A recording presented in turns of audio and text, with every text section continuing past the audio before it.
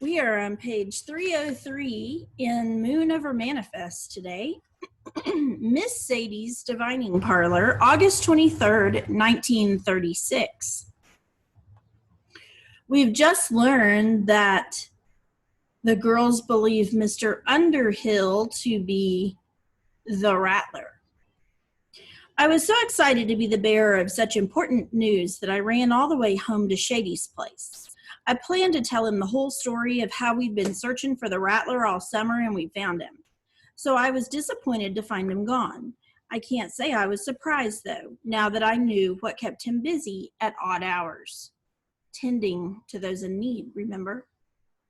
Still, I was itching to tell somebody, so I skedaddled over to Miss Sadie's and tromped up her stairs and into her house.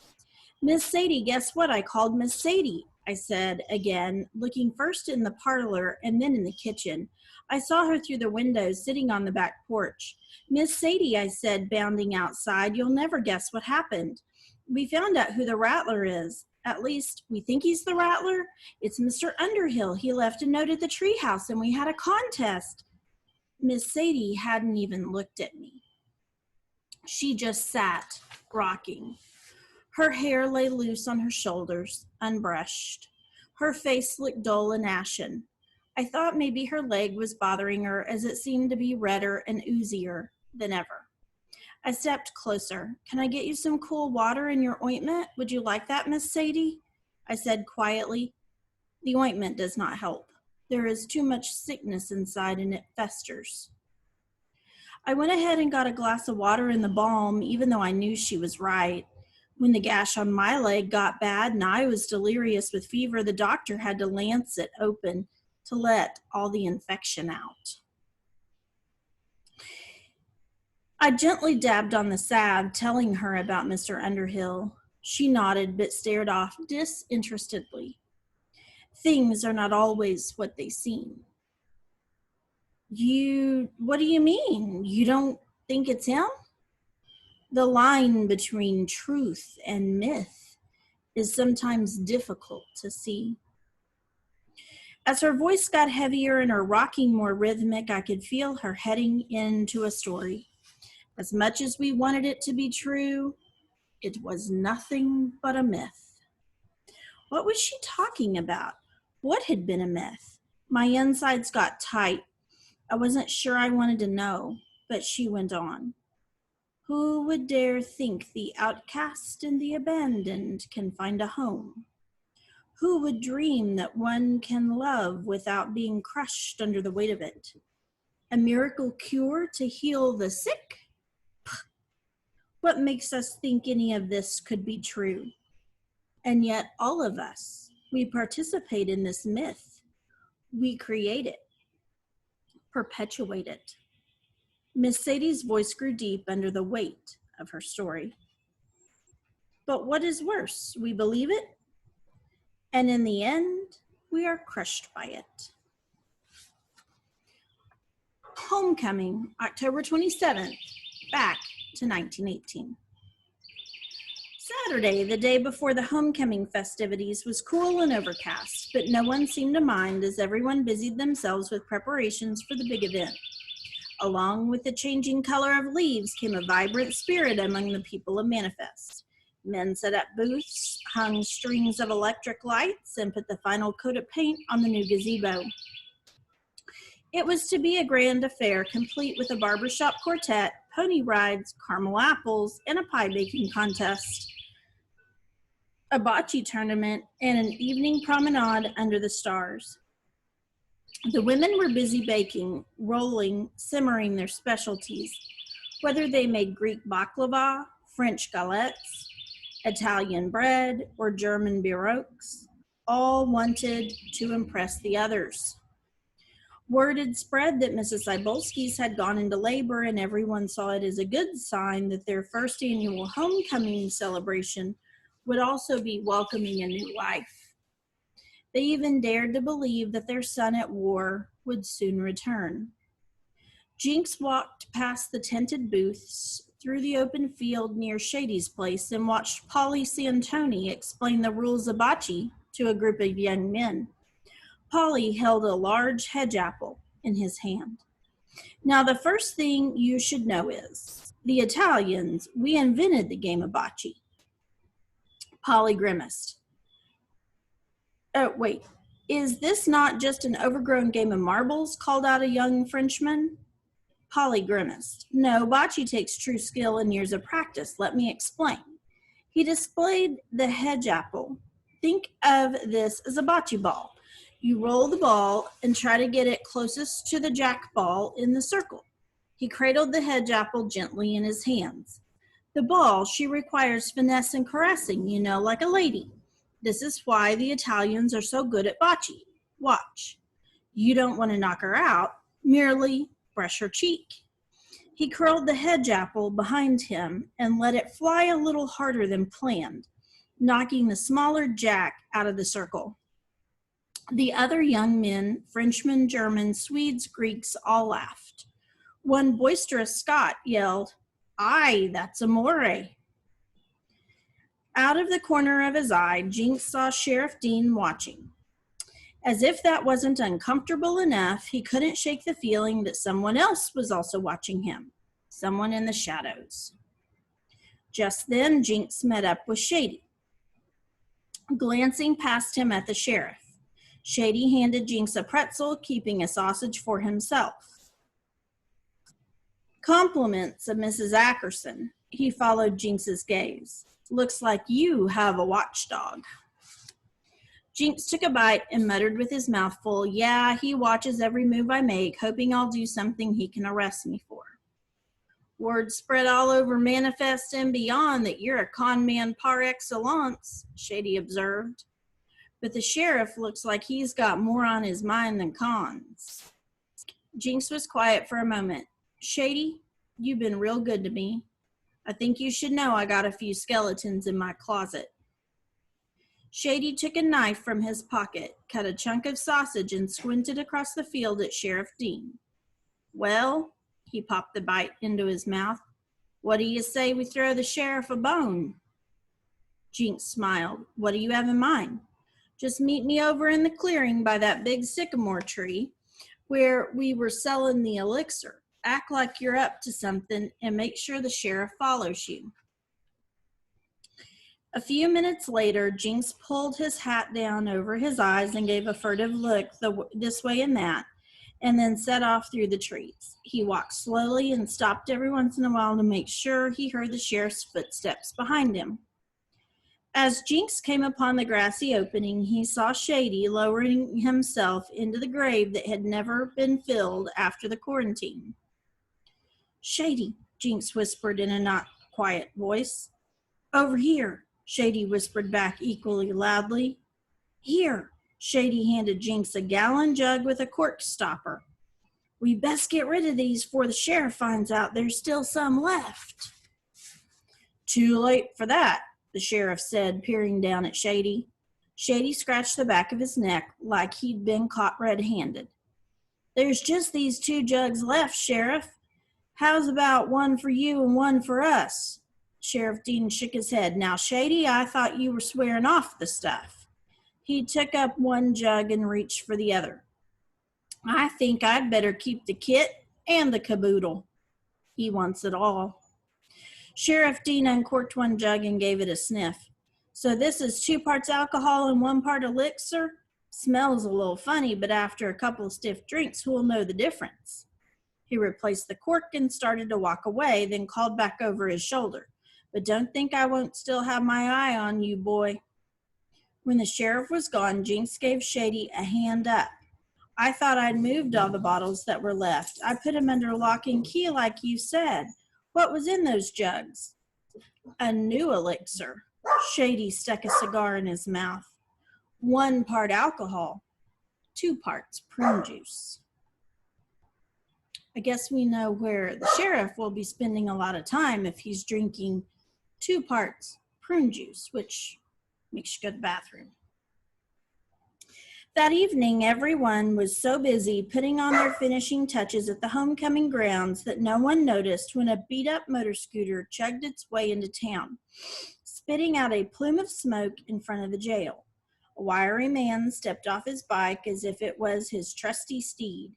He removed his goggles from his dusty face, revealing clean white around his eyes that made him look like a raccoon.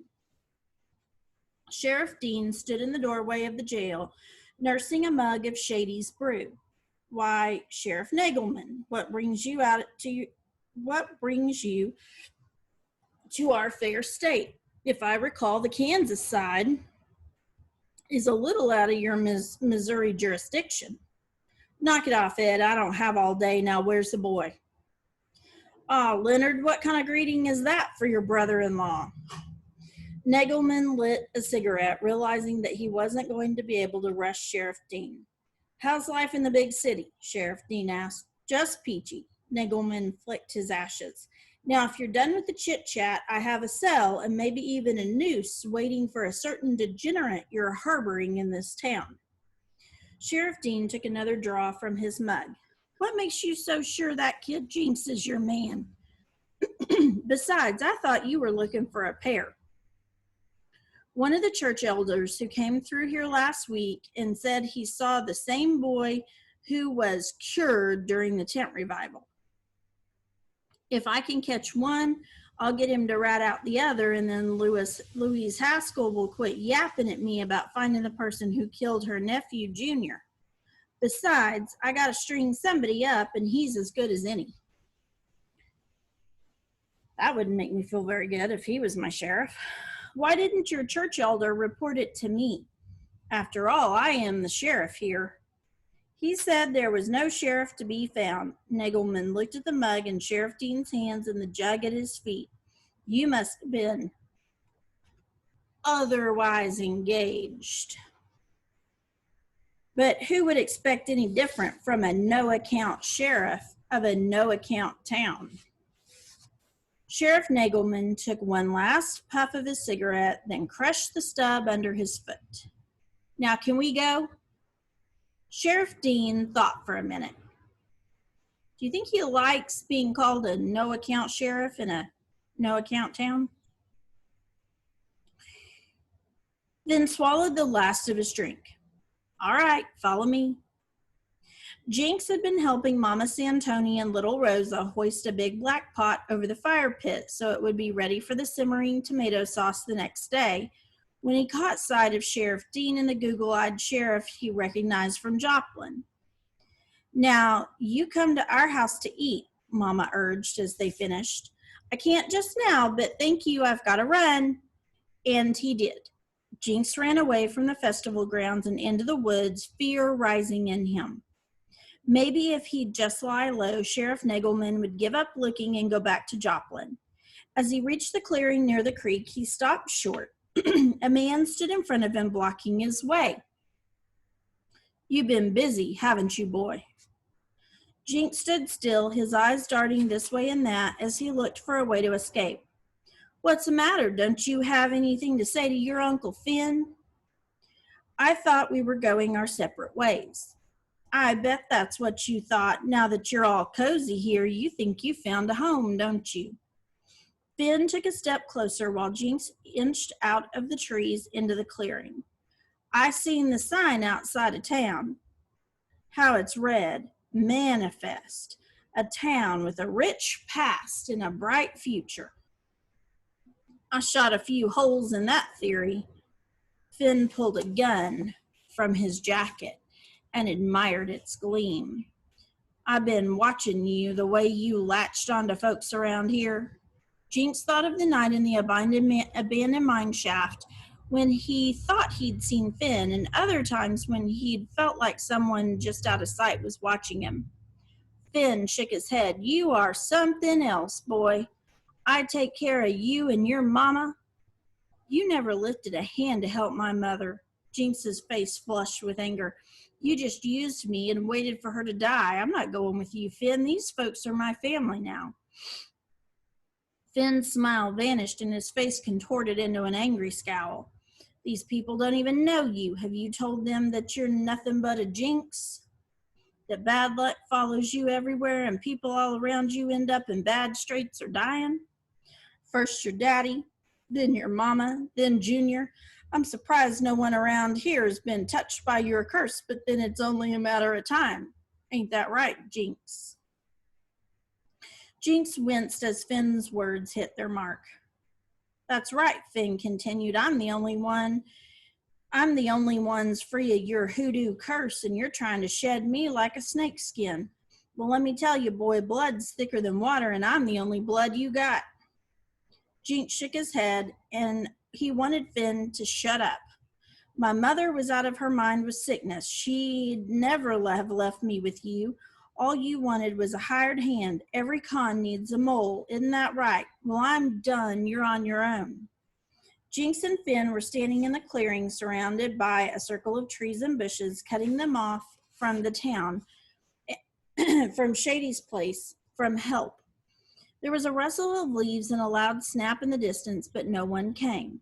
It must have been a coon or a badger getting caught in a hunter's trap. Every creature had a basic instinct for survival, but for that poor critter, there was no getting away. Jinx's own survival instincts were charged. He knew he wasn't going back with Finn. I'll tell them.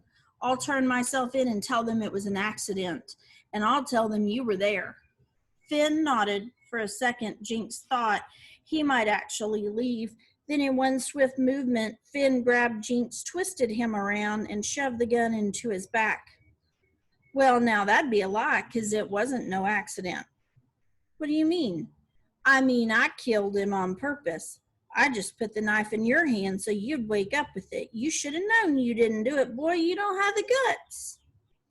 Jinx felt a flood of relief, which was quickly followed by anger. Let me go. I can't. Junior threatened me, and he had it coming, and now you threaten me. This will make things real simple. I'll tell the sheriff it was you that killed Junior, and when I said I was going to turn you in, there was a fight. And Finn cocked the gun. Well, you didn't see how things will turn out from there. Now move into those trees. Jinx struggled to get away, but Finn held firm. Darkness surrounded them as they entered the thick grove of trees encircling the clearing. Jinx walked forward a few paces, then stopped, not able to see where he was going. Then he sensed a movement just in front of them. He could tell by the way Finn's body tensed that behind his that he had heard something. They both backed up a step, then another as a dark figure moved toward them. There was a faint rattling sound. The figure moved in an eerie floating way as it drove them back toward the clearing. Jinx felt Finn's grip loosen and heard a loud snap. He was free, he could get away, but before he could turn around, the gun went off. Jinx felt pain cut through him for only an instant. Then he fell, and the world went dark. The following afternoon was warm and aglow with the oranges, reds, and yellows of fall leaves. Most of the Manifest townspeople could be found strolling the grounds of the homecoming celebration, enjoying these days of Indian summer, but everyone knew that an Indian summer could only last so long. A lot of things could only last so long. That afternoon also found 3 men who stood around an open grave, the same open grave Jinx and Shady had used the day before for their prank on Sheriff Dean. Shady, Donald McGregor, and Hadley Gillen lowered the casket 6 feet down. Sheriff Dean and Sheriff Nagelman approached the gravesite just as Shady was finishing his few words of eulogy. And Lord, we ask your blessing on this soul who was with us such a short time. May he rest in peace. Then Donald lifted a shovel to begin replacing the earth into the grave. Do they tell us who passed? Who do you think they're burying? Miss Sadie's Divining Parlor, August 23rd, 1936. What? I cried, that can't be right. You've got the wrong story. Hot tears filled my eyes and my words sputtered out, all angry and sad, like water sizzling on a hot tin pan. Jinx didn't die. He grew up and lived a life and had a daughter, me. I didn't say the last part out loud, but that was the thread I'd been weaving throughout the summer. I'd come to know Jinx in a way I didn't even know my own father, who was so far away. It had been such a consolation to me to get wrapped up in Jinx's story, to grow to love him and to care about him, to wish and hope that maybe he'd grown up and become my daddy, that he was loyal and faithful and true, and he'd never leave his daughter behind. But if Jinx was gone, then he couldn't be Gideon. And that meant I'd lost Gideon all over again. I was alone again. Miss Sadie just kept rocking, waiting for me to sort things out on my own. What was it she'd said earlier? The line between truth and myth is sometimes difficult to see. Was that all this had been, a myth? Just a tall tale from long ago? It didn't have anything to do with me? I knew the choice in front of me. I could walk out of that divining parlor right then and be done with it. I could leave Miss Sadie behind and never come back. But I knew these people, Jinx and Ned and Velma T, Shady and Hattie Mae, even Mrs. Larkin. They'd become part of me and I loved them. What else had Miss Sadie said? Who would dream that one can love without being crushed under the weight of it? I stiffened my neck and sat up straight. The story was about real people who had lived and loved, and in some way, I had been allowed into their world, and they'd welcomed me. The only way I could give back was to be faithful to the story, to hear it to the end. I would be faithful, even if it crushed me. Miss Sadie sensed my resolve and picked up where she'd left off. Donald lifted a shovel to begin replacing the earth into the grave. St. Dizer, October 28th, 1918. Wait, Nagelman said, holding up a hand. He had looked at the gravestone that lay flat on the ground. This isn't his name. Shady spoke up. It's his given name. Nobody's born with a name like Jinx. Sheriff Nagelman looked skeptical. He motioned to Sheriff Dean, make sure it's a kid. The manifest sheriff took Donald's shovel and lifted the lid of the coffin. He gazed down with intent, looking right into the dead face of Finn Bennett. So they're burying Uncle Finn. They are leading Sheriff Nagelman to believe that they're burying Jinx, who is the kid that he came to collect. And when he said, this isn't his name, they said, oh, this is his real name. Jinx was just a nickname. He gazed down with intent, looking right into the dead face of Finn Bennett and wondering at his missing foot. Shady, Donald, and Hadley looked at one another in defeat. They hadn't anticipated anyone's opening the coffin. So now, Sheriff Dean's raised the lid, sees it isn't Jinx. And do you think maybe they were acting like they were burying Jinx so that he would no longer be wanted by the sheriff? But now Sheriff Dean knows the truth. Sheriff Dean's jaw clamped tightly onto his toothpick. He rubbed his whiskers and studied the body. Then he closed the lid, handed the shovel back to Donald, and said firmly, "That's him." Why do you think he told his brother-in-law that it was Jinx when it wasn't? Good enough, said Sheriff Nagelman, brushing his hands, as if he'd just taken out the trash. He offered his hand to Sheriff Dean. I guess things worked out for the best. I'd say so, Sheriff Dean answered, arms folded.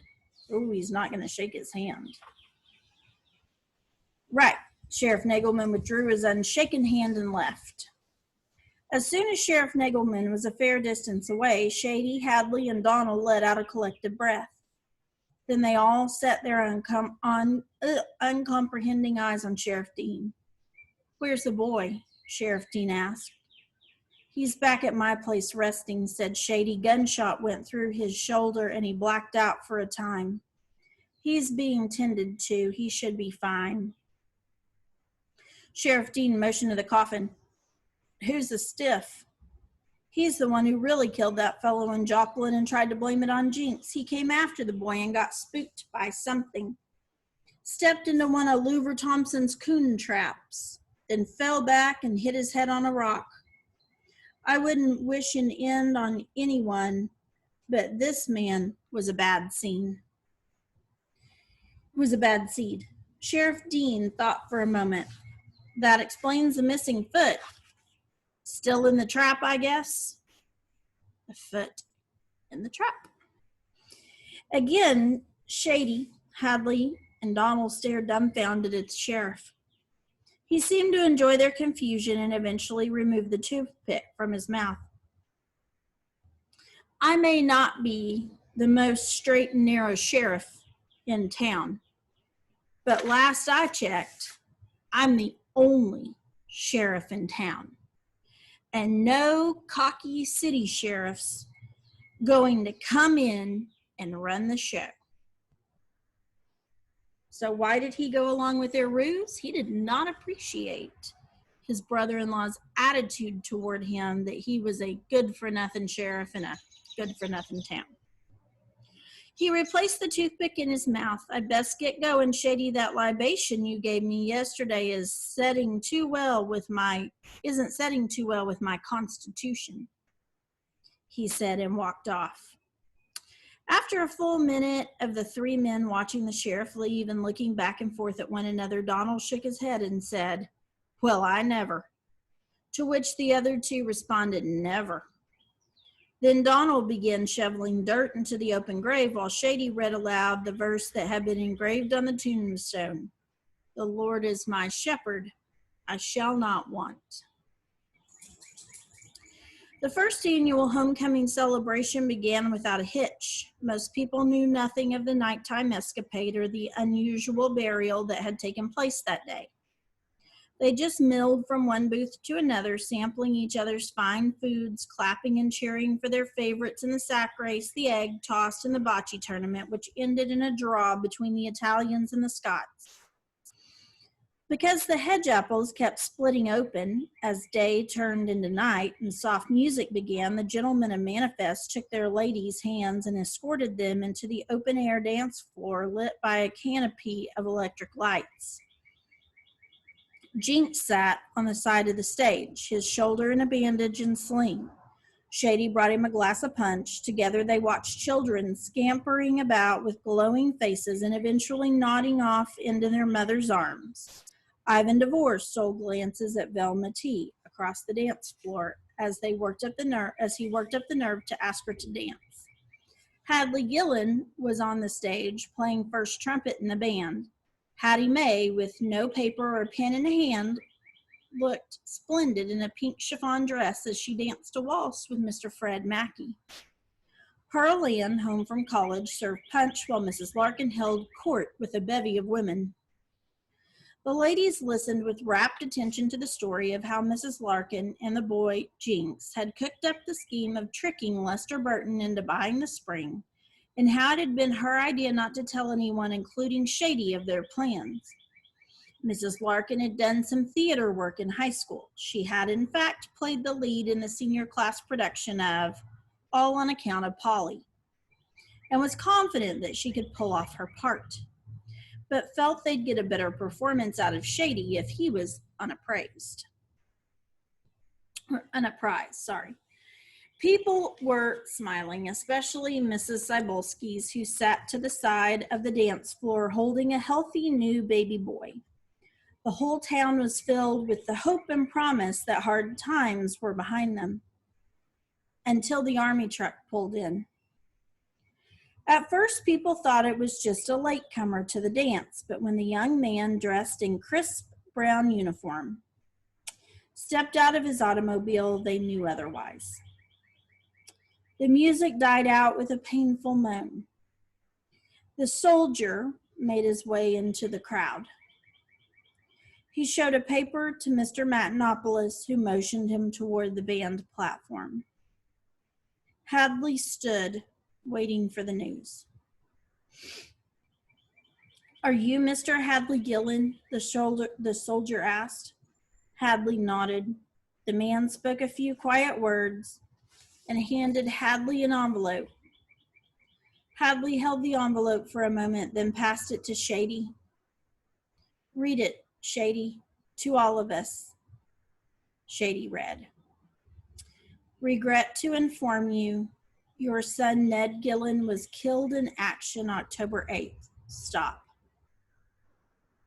His body recovered in Argonne region, South France. Stop.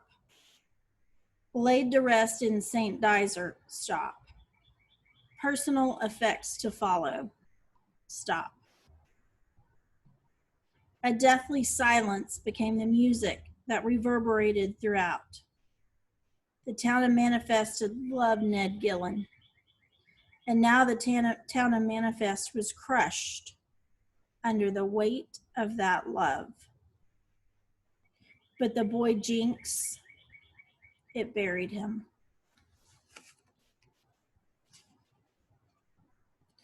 October 6th, 1918, Private Ned Gillen. "Dear Jinx, took a piece of shrapnel in the arm yesterday. Didn't even see it coming. But it was just a scratch, so not to worry. Today was a good day. Whenever we quit running or fighting long enough to look around, France turns out to be a beautiful place. Seems like all we've been seeing lately is our own muddy green uniforms, so the bright fall leaves are like a colorful kaleidoscope. Stopped for a spell today on the roadside. A group of fresh replacements sauntered by. Talk about colors, they were greener than green. Jaunty, clean-cut fellas walking like they had some place to be. Heck, Holler and me sat there, all of us thinking those boys reminded us of someone. Could it be someone from home? Was there still such a place? Then we realized it was us back in June when they were the new guys coming in. Did we ever look like that, I asked. Heck answered, yeah, when we were in 6th grade. Then, true to his name, Holler yelled out, "What's your hurry, ladies? Senior promenade was last week." In a bygone day, we'd have laughed one of those laughs that keeps going on after you forget what was so funny. That doesn't happen anymore. We've been on a 2-day hike and have had the good fortune to come across trenches already dug. You can tell a lot about a man by the trench he digs for himself. Some are shallow and clumpy. Others are well dug and roomy enough for two. Kind of feels like sleeping in someone else's bed for a spell, but I always feel a debt of gratitude to whoever dug it. Funny thing, it also makes me take a little extra care when I dig one, so it might be a place of respite for the next guy to come along. I'm reminded of a line in a book I read in high school. It is not down in any map. True places never are. Someone said that at the beginning of our book. I can guarantee you these trenches won't be found on any map after the war is over. But for now, my home is wherever me and my buddies lay our heads at night and where we pray to God we'll wake up in the morning. There's been some talk of peace, armistice they call it. Hope is something most of us have been none too familiar with lately. Some men trying to fight it off like a bad cold, others let it wrap around them like a blanket. Me, it creeps quietly into my dreams and it looks like pop. And you, and home. Vive la nuit, long live the night, Ned. Okay. Shadow of Death, August 26, 1936. Miss Sadie stared ahead. This time she lingered in the story after she told it, as if she was looking for a different ending. Even though she had not told me to go, I stood and started out the door. Then turning back, I took the compass from the hook on which it had hung all summer. My work here was finished. It felt like we'd all done enough. I can't say I knew where I was heading when I stepped off her porch and walked down the path to perdition. I knew when I got to the end of the path that there was no place else for me to go. I wandered around a little, but eventually found the tombstone I'd come across the day Letty, Ruth Ann, and I had been frog hunting. the one by itself, all by itself, in the clearing near an old craggy sycamore tree. I studied the letters on the tombstone, letting them tell me their story, letting them help me make sense of something that made no sense. The letters spelled out my father's name, Gideon Tucker. That was my father, the boy, Jinx. So they did not put Finn's name on the tombstone. They put Gideon Tucker, and they led the sheriff to believe it was Jinx they were burying. And they said, well, of course we didn't put Jinx on the tombstone. Nobody's born with that name. This is his real name, Gideon Tucker. They were one and the same, as I'd wondered about and hoped for all along. Sitting down with my back against the stone, I took the compass from my pocket and opened the latch. Inside were the words I'd mistaken for the compass maker's name. Now I knew them for what they were. St. Dizer, October 8th, 1918.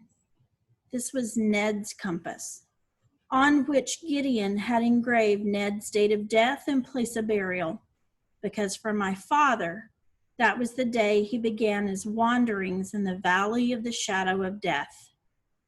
I sat mourning the loss of Ned, a young soldier at arms, grieving the death of the town, wishing for my father who was still wandering. My tears had been falling for some time when Shady came for me. He stood beside me, stroking my hair. He thought it was his fault, didn't he, Shady? Because he helped Ned raise the $25 to join the army under age, and then Ned was killed. Because he thought he was a jinx. I suppose. So what happened that night after the telegram came about Ned? Shady sat down beside me. He left, and he never came back. With Ned gone, I suppose he felt he'd done the one thing the town couldn't forgive him for. We didn't blame him. No, sir, there was nothing to forgive him for. The problem was we couldn't forgive ourselves. For what? For not being able to live up to what we'd conceived ourselves of. That there was something special about Manifest, that we could overcome our past and start over. What about the spring water, the metal ore in the ground? Some of us started believing our own tale, that it might be healing water or hollow ground, but it was just water and dirt, plain and simple. But the elixir, it saved lives. It helped people feel better for a while until the worst wave of the influenza hit just a few weeks later, the deadly one. Then it was beyond what any elixir could cure. I let his words sink in, then stood up. Show me. Shady took my hand and walked me no more than 20 feet from where we'd been sitting, pushing aside a few branches. He made an opening in a row of bushes, and there they were. Dozens of tombstones surrounded by dense shrubs and weeds, bodies set apart from the town cemetery because of the deadly disease that had killed them. This was no man's land. I walked from stone to stone, feeling the loss of each person. Judge Carlson, Callisto Matenopoulos, Mama Santoni, even little Eva Cybolskis. It seemed no family had been left untouched. Donald McGregor and Greta Ackerson and Margaret Evans, senior class president, class of 1918. Shady said she'd been the first to die of the influenza and Manifest. All died in November of 1918. Then the name that was probably the hardest of all to believe, Mrs. Eudora Larkin. In my mind, she'd been so vigorous, so staunch, that surely if death was to approach her, she would give it a good tongue lashing and send it on its way. But as Miss Sadie had said, things are not always what they seem. It was clear death had come to Manifest and would not be brushed aside. I felt Shady pull me away. Come along, Miss Abilene, you've seen enough. Let's go home. The word struck me as odd. Home was a word I didn't know the meaning of. I think I'd like some coffee, strong coffee. Shady understood. He took me along the railroad tracks to the bend by the woods. back to the jungle, where there were faces familiar to me, people lost and wandering like Gideon, like me. I sat at the fire and received nods of welcome from the men camped there for the night. Shady handed me a tin cup. The hot coffee scalded me as I sipped. No wonder Gideon had started closing in on himself. Looking back, I thought it started not when I had been cut, but when I'd turned 12. I was growing up, and he was probably already worrying about the road being a poor place for raising a young lady. Then when the accident happened and I got so sick the world came crashing down around him, he thought he was still a jinx. And one way or another, my life could not be good with him. When I'd cut my leg that day, it was the same thing as was written in Ned's letter. It's just a scratch. Gideon was afraid, and he'd sent me away. I took another strong swallow, letting the coffee sear my throat. He's not coming back, is he? I asked Shady. He's going to wander in the valley of the shadow of death all by himself. Shady stared uncomfortably into his coffee cup as if searching for a way to answer me. When we got the telegram from your daddy saying that you were coming, we knew he must be in a bad way. Maybe I should have told you more about when he was here, but it was so long ago. And when Miss Sadie started her story, it seemed like that might be the best way for you to hear what happened. I drank the last of my coffee, wincing at the bitterness of it all. All the weeks of feeling like Gideon had abandoned me, trying to catch glimpses of who my father was, to find even one footprint in this town that I could recognize as his. Now I realized that through Miss Sadie, I'd witnessed it all. And I did understand. Gideon hadn't sent me away because he didn't want me. Miss Sadie's words came back to me. Who would dream that one can love without being crushed under the weight of it? Hot tears burned my eyes. Being loved could be crushing too. Sadie rubbed his whiskers. Thing is, none of us realized that we needed to hear our stories as much as you did. All those remember wins in the paper kind of reminded us who we were and what brought us together. He filled his own cup of coffee, letting the steam warm his face. Having you here has given us a second chance. That made me feel warm inside. Kind of a do-over. Yeah, kind of a do-over. Shady, Miss Sadie, Hattie Mae, they'd all nurtured and cared for me, hoping that I'd take root in this place. But I couldn't help looking at the rough faces of the men sitting a respectable distance away. The jungle, the valley of the shadow of death. Manifest, Gideon. Where did I belong? Where was home? I needed to go once again down the path to perdition.